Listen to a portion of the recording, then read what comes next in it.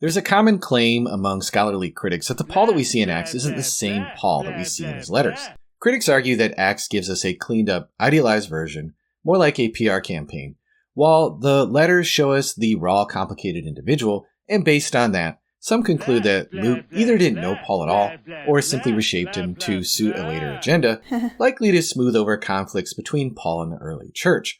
But when you actually compare Acts with his letters, that split absolutely falls apart.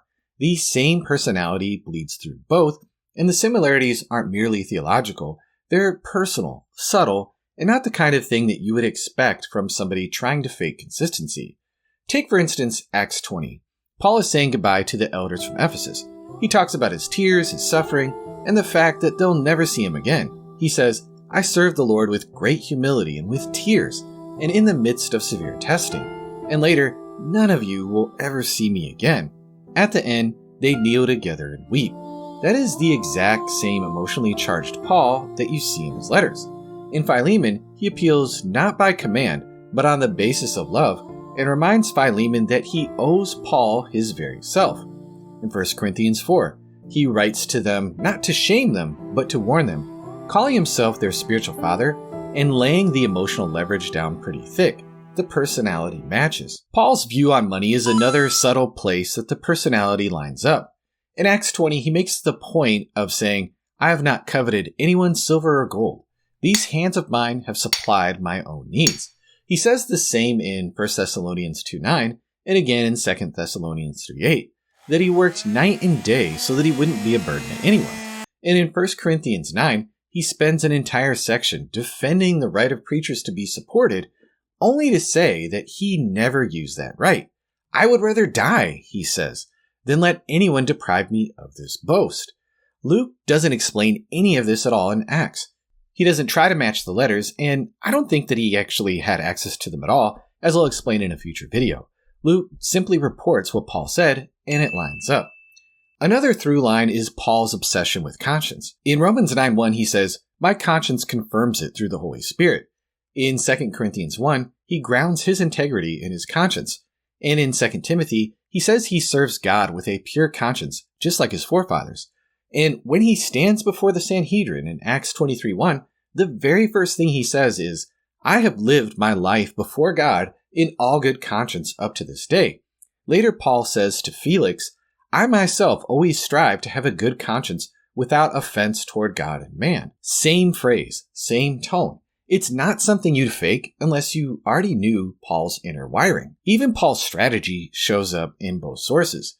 In Romans 1:16, he says the gospel is first to the Jew, then to the Gentile. And in Acts, that is exactly how he operates. In city after city, Thessalonica, Corinth, Ephesus, he starts in the synagogue. When rejected, he turns to the Gentiles. It's not spelled out as the plan, it's just what he does, and it lines up perfectly with what we see in his letters. Another defining trait, Paul was demanding, especially with his own team. In Acts 15, he refuses to take John Mark on another journey after a previous abandonment. The disagreement with Barnabas over this was so sharp that they actually split, and you never hear from Barnabas in Acts again. That same intensity comes through in 2 Timothy 4:10, where he says, "Demas has deserted me, having loved this present world." Paul doesn't at all sugarcoat failure, he expects loyalty, but he also leans hard on his coworkers. Acts shows him sending people ahead, giving orders to regroup, and staggering travel plans with names like Timothy, Erastus, Tychicus, and others. This same dynamic shows up in the letters. In 1 Corinthians 4, he sends Timothy to reinforce his teaching. In 2 Corinthians 2, he's deeply unsettled because Titus hasn't come back with a report. And in 1 Thessalonians 3, he says he could bear it no longer and sent Timothy to check on them.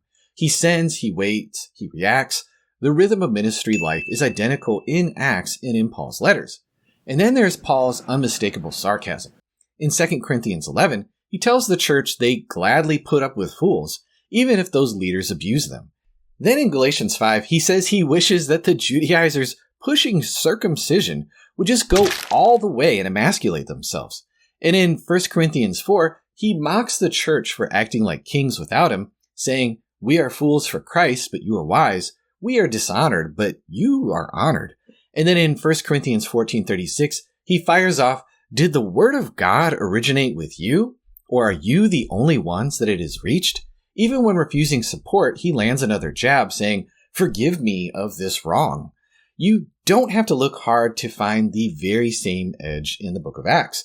In chapter 13, after being rejected by the synagogue in Antioch, Paul and Barnabas say, "Since you reject the word of God and judge yourselves unworthy of eternal life, we now turn to the Gentiles." The snark is simply oozing. And in Acts 23, as we talked about in a previous video, after Paul is struck in the face during his trial, he says, "God will strike you, you whitewashed wall." And then when he's told that he's insulted the high priest, he replies, "I didn't know he was the high priest." A lot of people take that as a sarcastic dig, and the history supports that. According to Josephus, Ananias had been deposed and sent to Rome. Later, he returned, but he was never officially reinstated. Jonathan was appointed in his place, but he was assassinated in the temple. The office remained in flux until a later appointment, so Paul's line likely means he's not the real high priest, and Luke records it without commentary because to him, it was just how Paul talked. That's what makes all of this evidence so compelling. You're not seeing a fictional character, you're seeing the same mind, the same voice, the same personality, across narrative and letters, argument and dialogue. This isn't the product of literary design. They're the kind of things that show up when you're writing from personal experience.